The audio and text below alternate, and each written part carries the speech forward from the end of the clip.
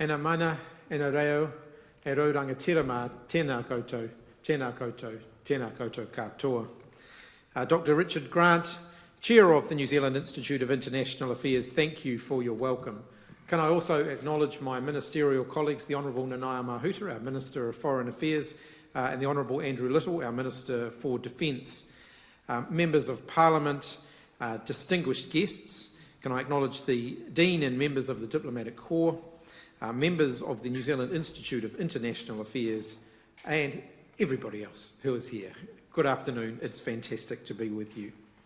Can I thank first the New Zealand Institute of International Affairs for co-hosting the speech here at Parliament.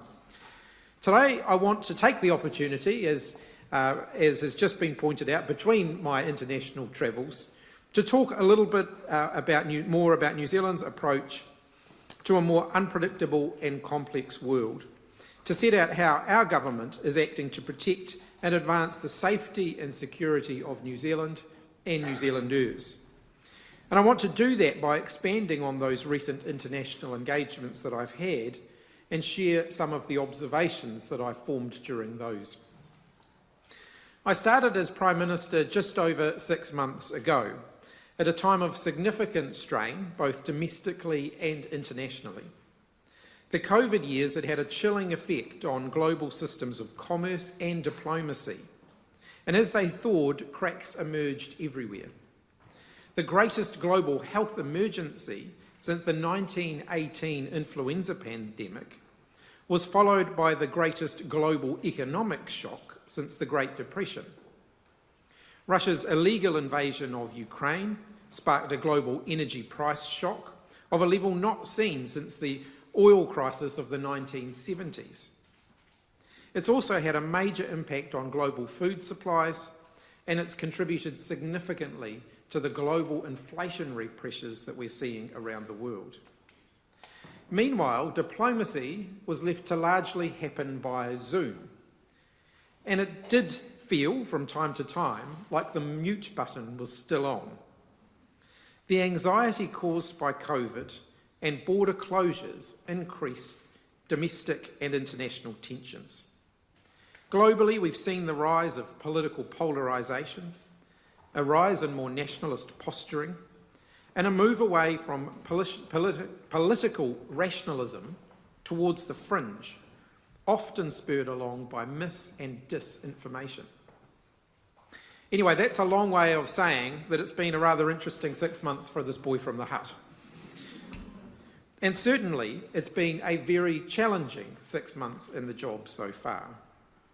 Although I've only been in the role a short time, I have been focused on playing my part to strengthen and enhance the range of our existing relationships and to advance our trade opportunities. I firmly believe that in an increasingly volatile world, shoring up and strengthening our closest relationships is the key to our economic prosperity, to enhancing our national security, and to promoting domestic harmony. So if you came here today hoping that you were going to hear a radical departure in our foreign policy, I'm sorry to let you down. If anything, my approach in the international sphere is not that dissimilar to my priorities here at home, getting back to basics and dealing with the bread and butter issues that are in front of us. In foreign policy terms, that means making sure that we've got a greater focus on economic resilience across our trade markets in a time of global uncertainty. The more that I've been in this role, the more that I've seen firsthand the enormous benefits that our independent foreign policy, our role as an honest broker, and the importance of our close relationships all exist to help us enhance our prosperity and our security. It's important to stress at this point, independent doesn't mean neutral. As a country, we may be small, but we are not bystanders. We chart our own course with decisions that are in our national interest. So I want to start today by reviewing some of those relationships and the enhancements that we've made this year. My first overseas trip as Prime Minister within weeks of becoming the PM was flying to Australia to meet with Prime Minister Albanese. Relationships matter, In both Australia and in Prime Minister Albanese, New Zealand has a close friend and ally. 2023 marks a number of special anniversaries in the trans-Tasman relationship. 40 years of closer economic relations, the 50th anniversary of the Trans-Tasman travel arrangement, and 80 years of diplomatic relationships. I believe that the Trans-Tasman relationship is the strongest that it's been in decades. In particular for New Zealand, the acknowledgement by the Australian government of the corrosiveness of the 501 deportation issue and the establishment of a pathway to citizenship for New Zealanders in Australia were historic breakthroughs that successive New Zealand governments had been seeking to progress. For some time, these issues had been placing strain on an otherwise very strong and important relationship. But those tensions dissipated at the citizenship ceremony that I attended alongside Prime Minister Albanese in Brisbane just before Anzac Day. Australia opened its arms to the hard-working and law-abiding New Zealanders who have chosen to call Australia home. It was a special moment and it tightened the bonds between our two countries. We decided to celebrate in good Kiwi and Australian tradition with a barbecue. I'm proud of what Prime Minister Albanese and I have been able to achieve in a very short space of time, but there is much more that we want to do. We also work closely with our long-standing friend and partner, the United States. The US has been a long and pivotal partner, helping to set up and maintain the system of international rules and norms that helps keep New Zealand and our interests safe. It was great to meet with Secretary Blinken earlier this year, and of course my predecessor, Jacinda Ardern, met with President Biden at the White House late last year. In those meetings, we were able to welcome the increased US engagement in the Pacific and the wider Indo-Pacific region. For our part, we're actively engaged in processes such as the Indo-Pacific Economic Framework for Prosperity, a next-generation regional trade and investment initiative from the Biden administration. And we're hopeful that this will open up greater opportunities for economic engagement between our two countries and the region as a whole.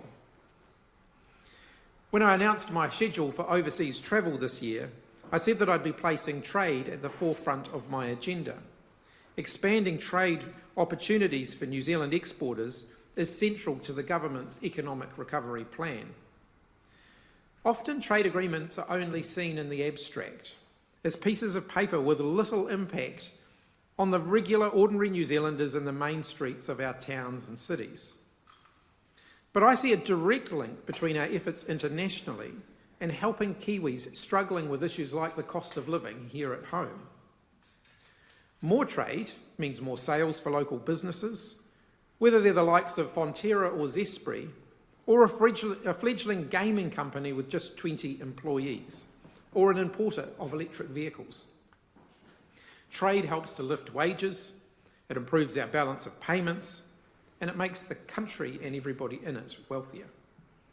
But vigilance is required as economic conditions tighten globally and locally, making sure our eggs are spread across a range of baskets offers us a greater level of resilience and protection.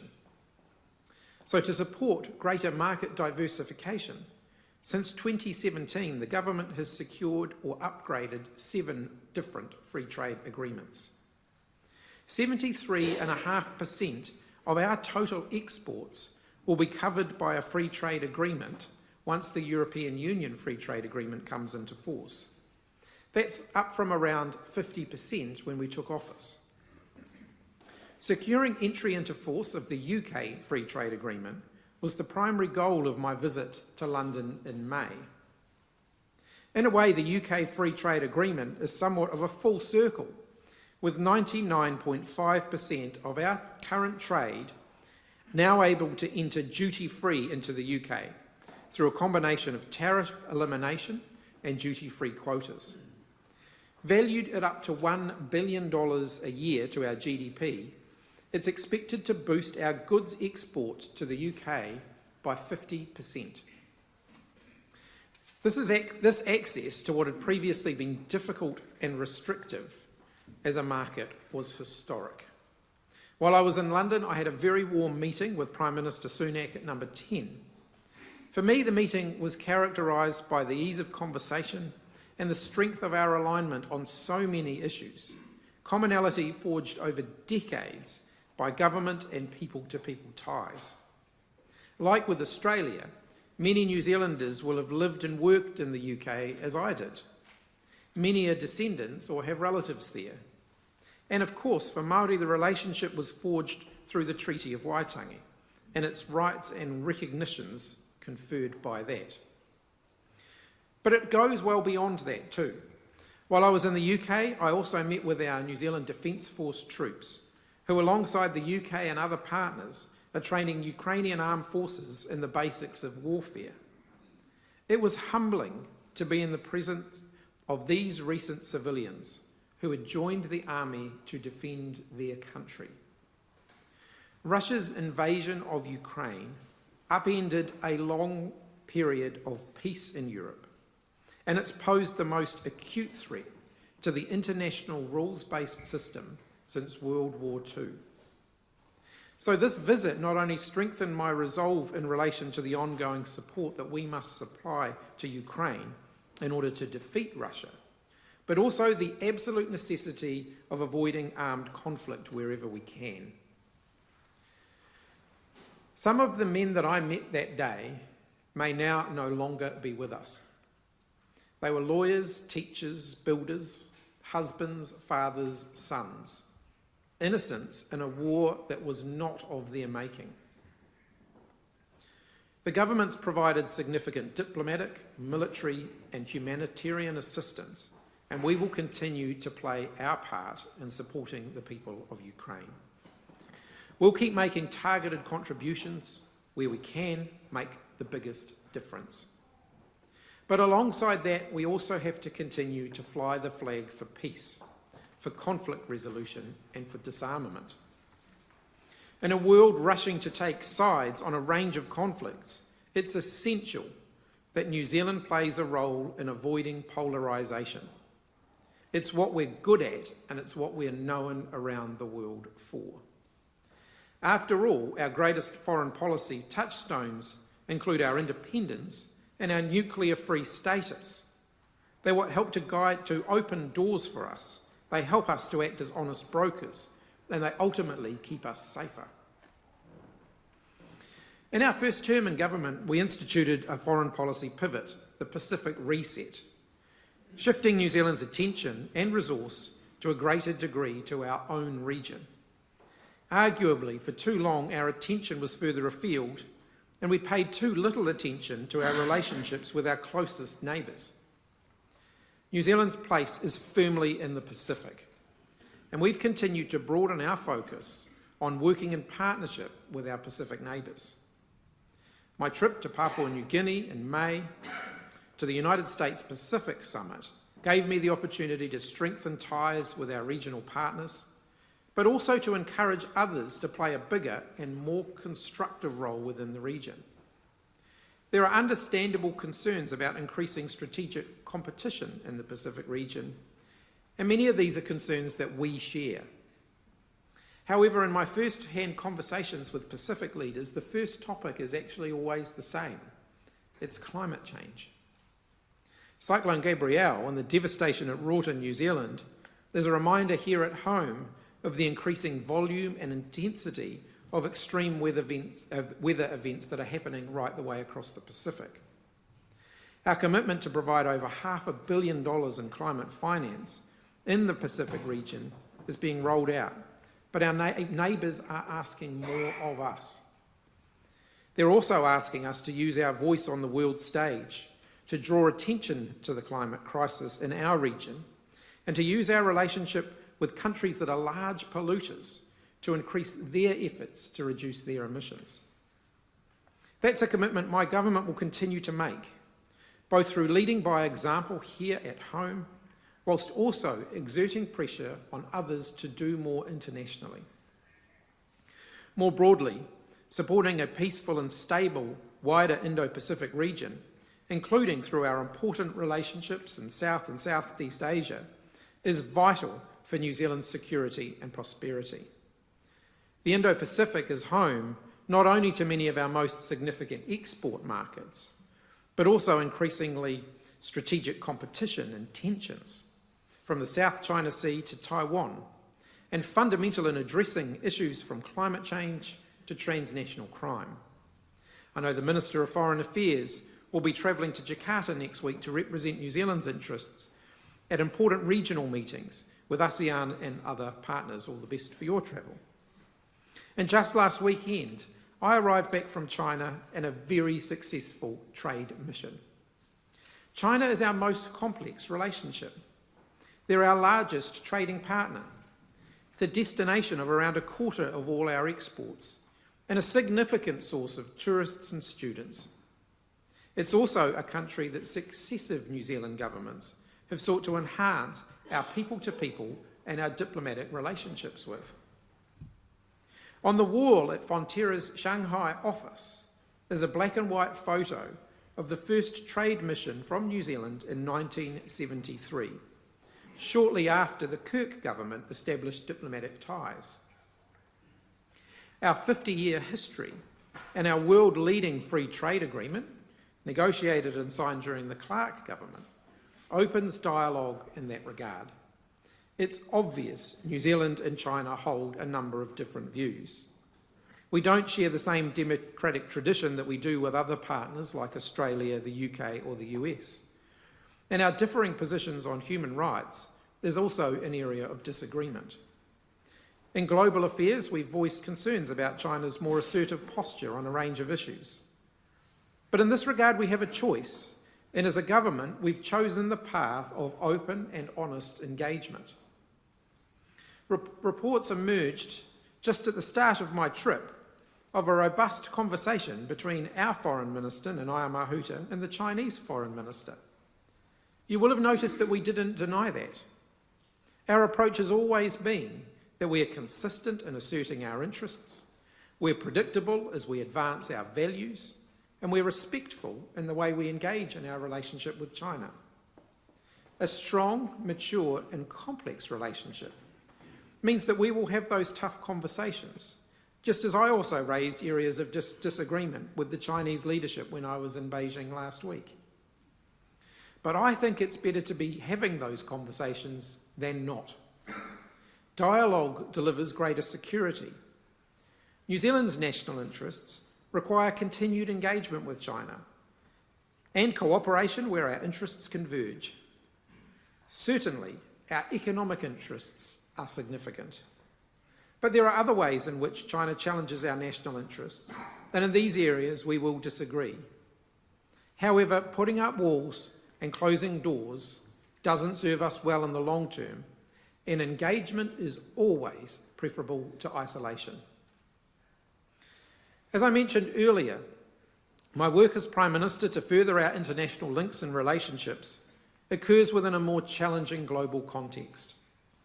As we scan the international horizon, we need to keep our eyes wide open to the emerging issues and threats to New Zealand and to our interests. Cyber actors, some of whom are state-sponsored, are increasingly emboldened.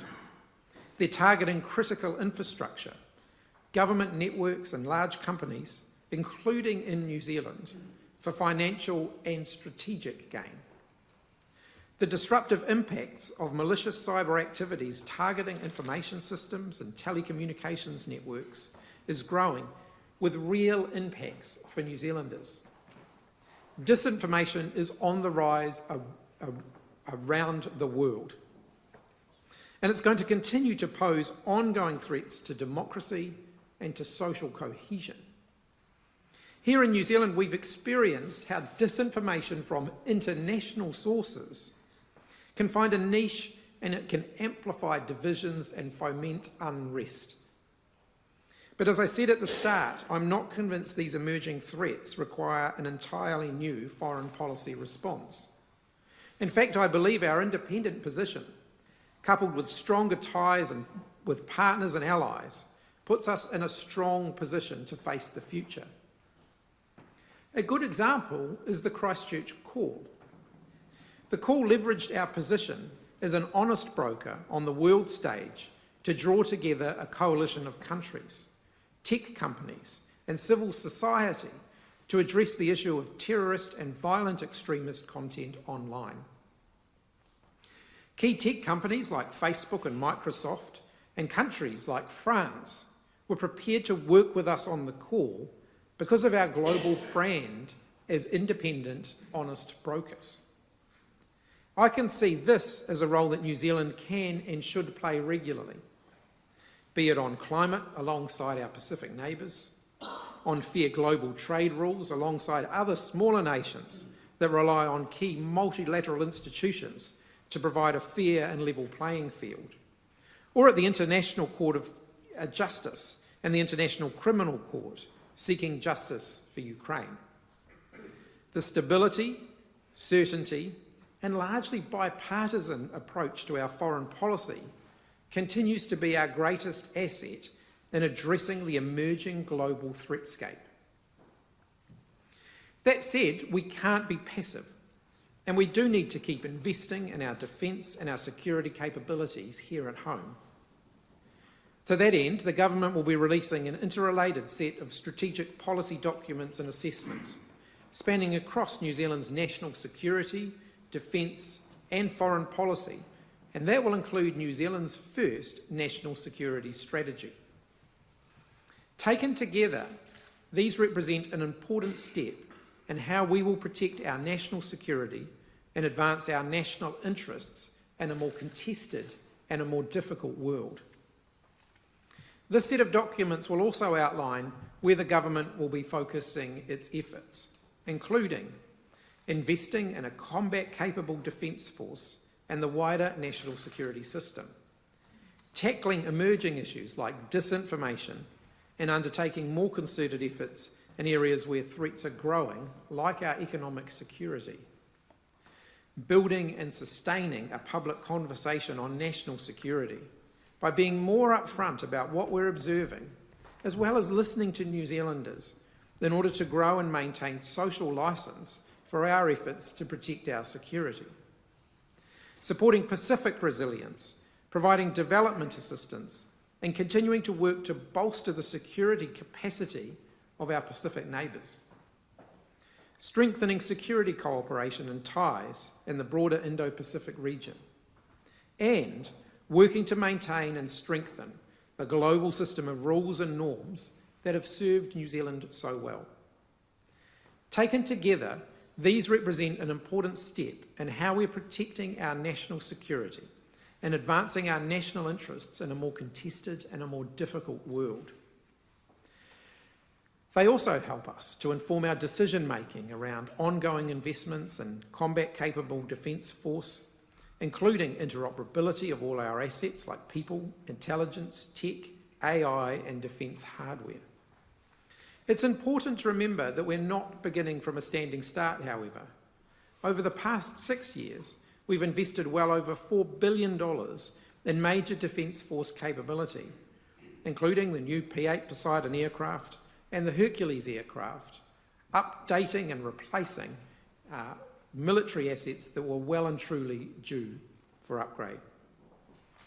The Royal Commission of Inquiry into the Christchurch mosque terrorist attacks created an extensive work program that's strengthening our security and our intelligence capabilities. And our long-standing membership of the Five Eyes Intelligence Sharing Partnership remains a cornerstone of New Zealand's security. Separately, because we share with those countries bonds of history and fundamental democratic values, we're strengthening our policy dialogue across a range of areas where we share common interests. With New Zealand hosting the annual 5-country ministerial meeting here in Wellington just a few weeks ago. Like any close family, we'll have slightly differing approaches from time to time, and the AUKUS agreement is a topical example of that. We understand the strategic drivers for AUKUS, and those partners know that New Zealand's nuclear-free position is proudly long-standing and it isn't going to change. We will not be part of the AUKUS nuclear submarine arrangement, and the partners in the AUKUS arrangement understand and respect that. Australia, the US and the UK have long histories of cooperation with New Zealand when it comes to defence and security, and we'll continue to work together in areas that are consistent with our strategic needs and our values.